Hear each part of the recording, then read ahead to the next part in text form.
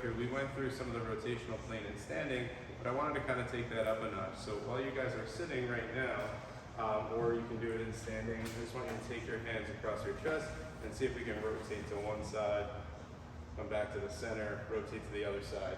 We want to think about as we do this, do I feel like I can go evenly to each side? Does one side feel harder than the other? So relax your shoulders a little. Just let your shoulders chill out a little bit. Let your head relax too. Try not to hold any tension. Yep. Yep. And grab a seat and really try to get your ribs to go. And what I want you guys to feel is when you rotate to one side, these ribs are going down and these ribs are opening up. And when you rotate to the other side, the opposite's happening. The side you're rotating to, those ribs are closing down.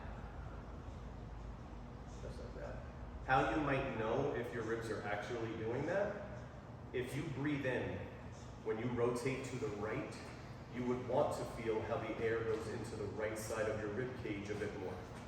When Lev talks about ribs that turn out, that is what we call an inhaled or inhalation position. When those ribs turn in, that's an exhalation position. So if I turn this way and these go in and these go out and I breathe in, I want to feel air over here. But for some of you, if you guys have a very, let's say, left rib cage that's super open, even when you rotate to the right, you might breathe in and still feel air in your left side because of how dominant that breathing pattern is for you, right? So that's a great way to uncover how much you really are in the positions that you think you may or may not be. This is why oftentimes during our evaluations, we can make some educated guesses on what movements people like, what movements they don't like, or especially with breathing, what positions you like to sleep in, right? So for example, when we did that first side bend, if you guys side bend to the right and you breathe really nice into your left side, but when you side bend left, breathing feels really challenging because of how much you just love the right side of your body, well then guess what position you would probably like to sleep in without even realizing it? Right side lying. Because when I breathe in, my right side is not expanding, the mattress is in the way, I'm all curled up, but who cares? I don't breathe in over here anyway. I love breathing into my left side. So when I lay on my right side, I just feel nice and comfortable. That might be why my favorite spot on the couch is positioned in a way where I'm always kind of over here, my drink's over here, right? So every moment of your day, you're doubling down on what your body likes and what it doesn't like. And that's why you end up running into problems when you finally, aggressively hit your body with challenges like in the gym or in your everyday life. So with rotation, it's the same thing. You just want to feel where the air is going.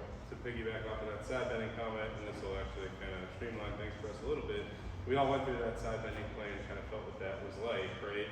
But then when we start to do, like we said, overhead stuff, or even like, let's say a toasted bar, overhead press, we might feel more unbalanced, or we might feel like we're kind of taking on the weight on one side versus the other. And those side bending components that we favor, they definitely make a difference with that. Or the other example would be like with farmer's carries, right? You might feel like you're unbalanced or that it's easier to hold on one side than it is the other.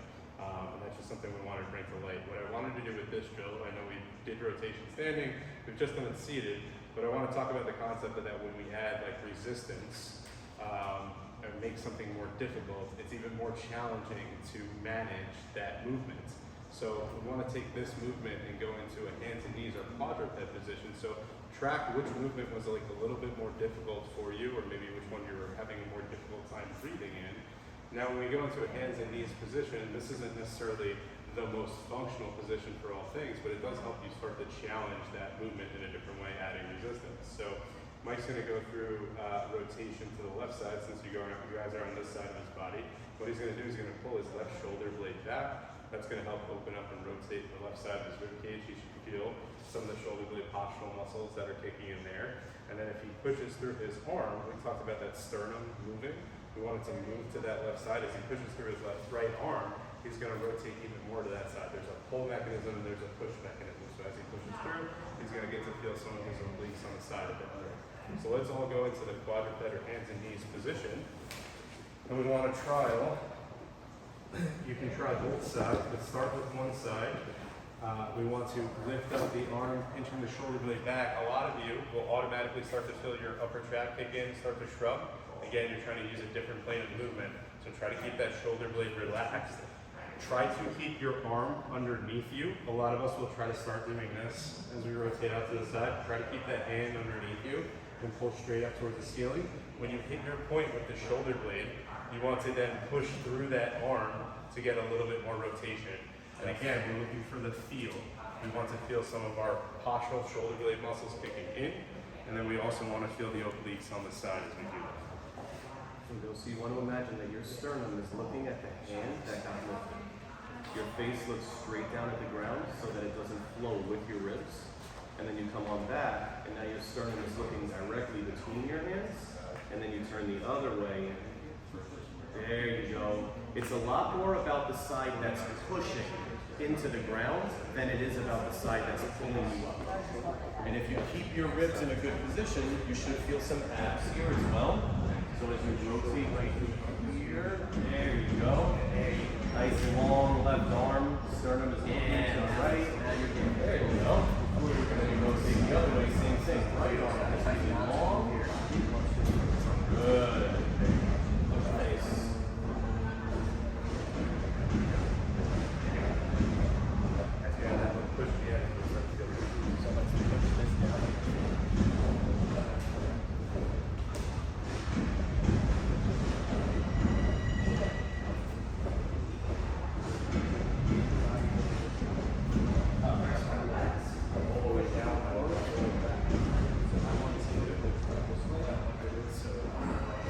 You ready for this one?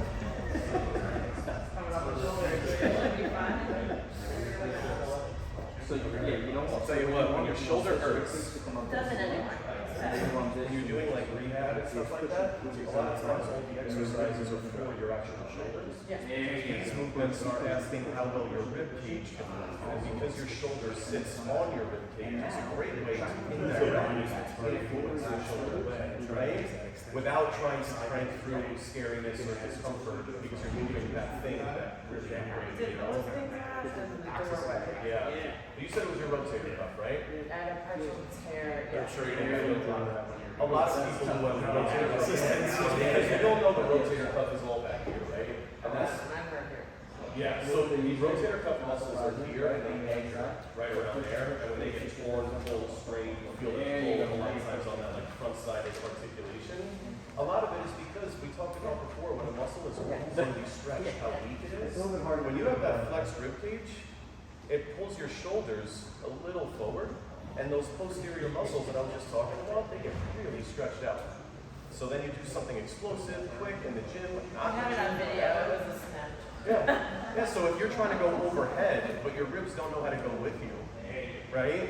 And a lot of times when we try to keep our ribs in one spot, we get to a shoulder flexion about here, and then the rest has to come from our body.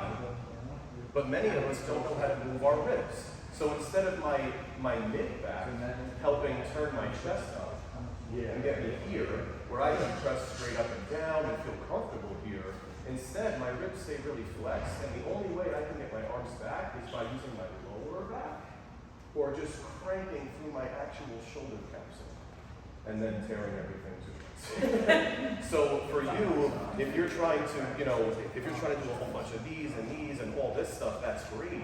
But all of this is moving on your ribs, right? So if these are my ribs and this is my shoulder and we're doing all this stuff, what if we for 1 second just thought, what if this hand wasn't perfectly positioned like this? What if we keep working on how well this can move around, but we're seeing how well it can move around in something that's like completely copyrighted? It can only take you so far. There's still going to be things that are horribly inefficient. Until you fix it. Yeah, and so we start learning how to move this, which gets this in the right position, and then all of that opens up and feels great. You know?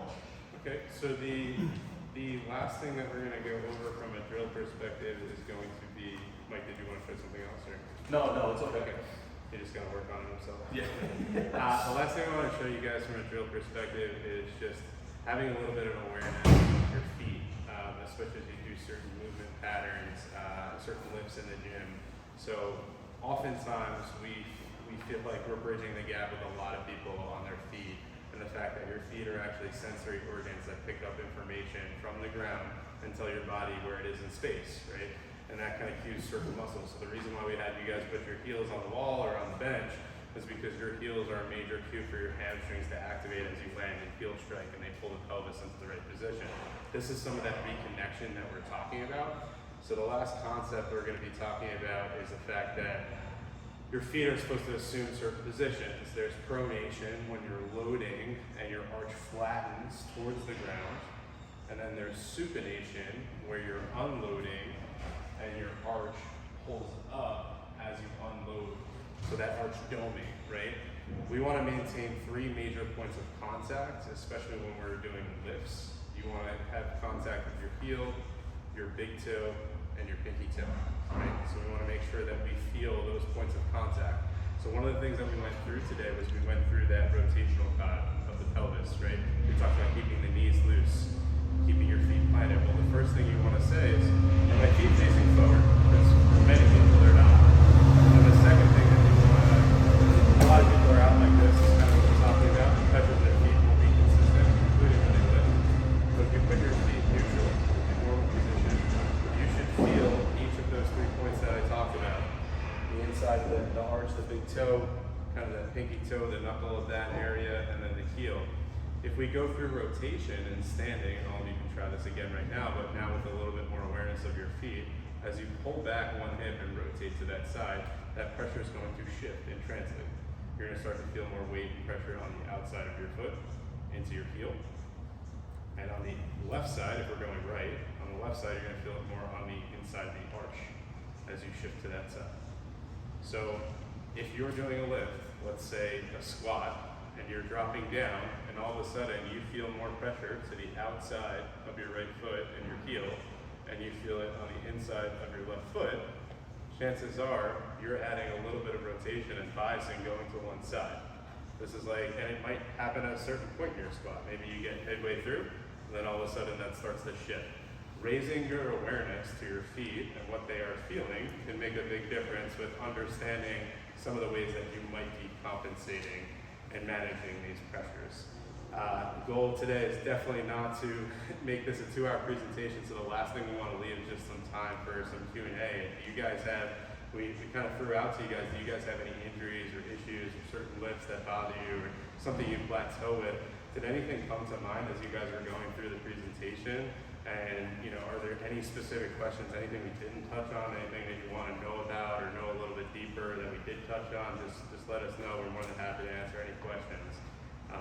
But outside of that, this was awesome going through this with you guys. And we tried to at least give you like an introduction. Maybe in the future we can even look at maybe specific series of specific body parts and take this concept a little bit deeper with anything specific. But does anybody have any questions? You guys got all that information? You guys have an office in Huntington? Yes, yeah, on Jericho, yeah. So it's right off of Oakwood on Jericho, the East-West Wellness Center over there. Yeah, we're in that. That new, is that new? Yeah. Work with the VA? Yeah, with people that are in the military that go through VA. Oakwood and Jericho? We just In built our it. in our So if you Huntington make a office, we right don't off actually Oakwood Road, we don't accept onto any Jericho, health there's like a insurance, dealership on but we the give way. people Acura super bills dealership? and receipts Yeah. that they can send to their And you insurance keep going to and work with it it's as well. In our right Manhattan after that, office, we do Is that accept like some corporate Is it like copper? Yeah. specifically Oh, that okay. VA. It's like the corner building. I've seen it. Yeah, so we're like, Used to Basically, be on know the anyone who has restaurant. specific Oh, really? insurance through the VA that we could use or not. no, use. we have like a space in The there. receipts do the only trick, take you added get some sort of members. reimbursement from it. Yeah. And in that office, in the city, we do have a specific biller, but in that office, we pretty much give like receipts or super bills, and you can submit on your own and get reimbursed. That's the main way that we do add it. The big thing with this stuff, the insurance is always like a thing, but So you it's get just, real it's quick. such a long treat. We treat for like an hour and all of it is one-on-one. And your insurance companies don't want to pay for that, so that's why we just decided, let's make, like we could do the insurance thing, but then we have to get everybody in and have this like big thing and you lose a lot of the treatment. And we can't do this type of stuff. Forces you into the type of office that you didn't want to And be. yeah, Yeah, that's yeah, so exactly. we take a hit on that and we. But I would just to put it out there for you guys, the frequency at which we treat is not necessarily like a traditional office either. There are some people that come once a week or once every other week. I know maybe some of you have gone to PT, you go 2 or 3 times a week for Right. 12 weeks. 3 to 4. You get to the end of that and you're like, hey, I still have pain, what do I do? It's like, yeah, I guess keep coming. So Stop going across. we would rather see you less often for like a more one-on-one time where we get to educate you like we did in this, subset specific to your body. And I guess we got to do a little bit of that as we broke out into different groups here. But we'd rather spend that time with you, even if it's once every 2 weeks or once a month, because you're going to get more out of that session and the drills that you need to do for your own body, and then work with that stuff and come back to us than you would if we saw you for 15 minutes 3 times a week, to be honest. Yeah. So what does a 1 hour thing cost? So the initial treatment session is $250. The follow-up sessions are $200. There are packages that do reduce that rate, so we can send you guys all that information and make it a little bit more streamlined. And what's your Bastion discount? We're gonna work that out with Pat. For sure. We just do this for like. I'll describe their services like I describe my own services. You can go to Applebee's and get a steak, or you can go to Prime and get a steak. They're both steaks, but you know what you're paying for at Prime and what you're paying for at Applebee's. You can go to a regular pizza, you pay $20 copay. 30. Okay, 30.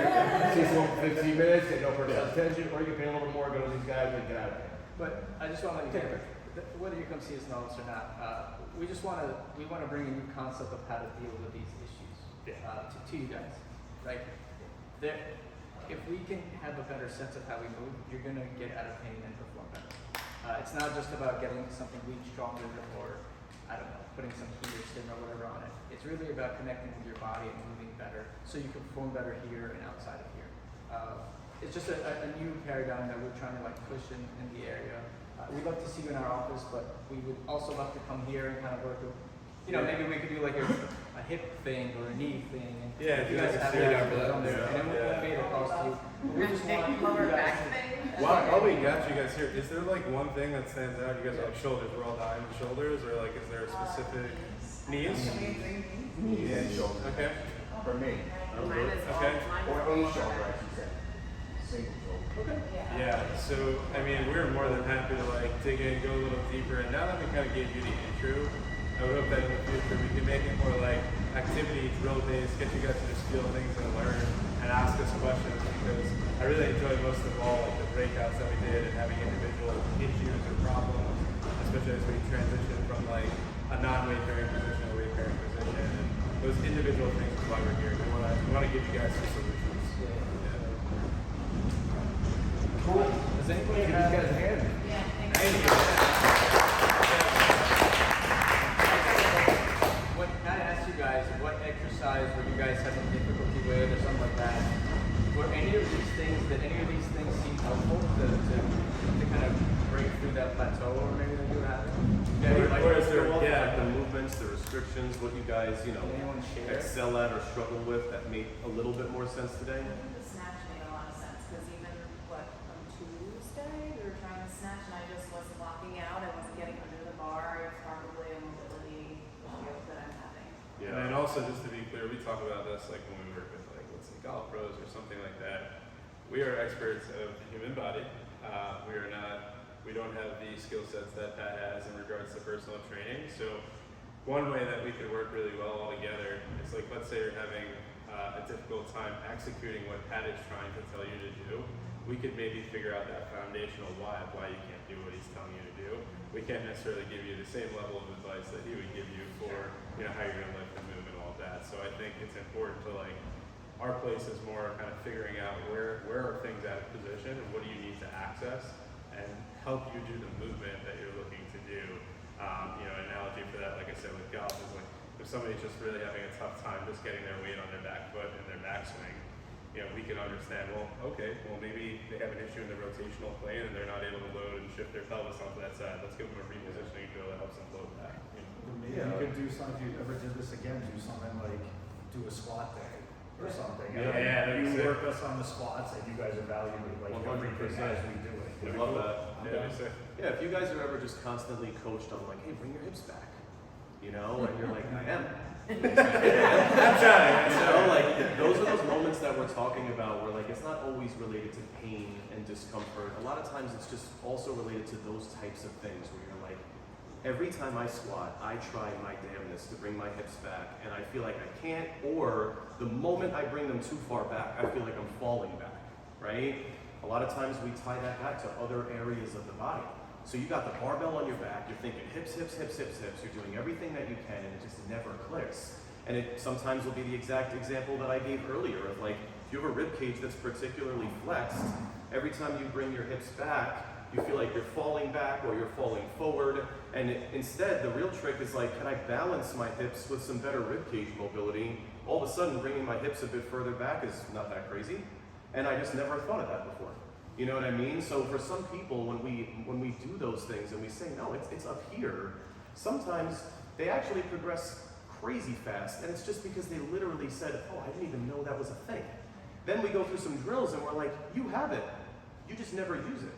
And then there's other people who, the reason why the ribcage doesn't move is because they can't do it to save their life, and we have to grind to, get them to do that a bit better. But it's crazy when those light bulbs go off. And to be honest, I think from like a lifting perspective and a performance perspective, I think it boosts your confidence to know, oh, it's this thing that I never thought of before, right? Because if I'm in the gym every day and all I'm thinking about is my hips, man, I gotta get them back. He keeps telling me, bring my hips back. I don't know, it's frustrating as hell. And you feel like you're limited, you think maybe I just stink at this one thing, and all of a sudden you realize it's not that, it's this. You work on it, it gets better, and it is extremely empowering to realize like, I'm not as limited as I think I am. I'm just like beating my head against the wall with the wrong idea, and once somebody throws that other thing at me, it's like, you've gotta be kidding me, I can't believe that. And then it just, your improvements shoot right up. Well, thank you guys so much for Thank spending you. your precious time on Saturday. We really appreciate it.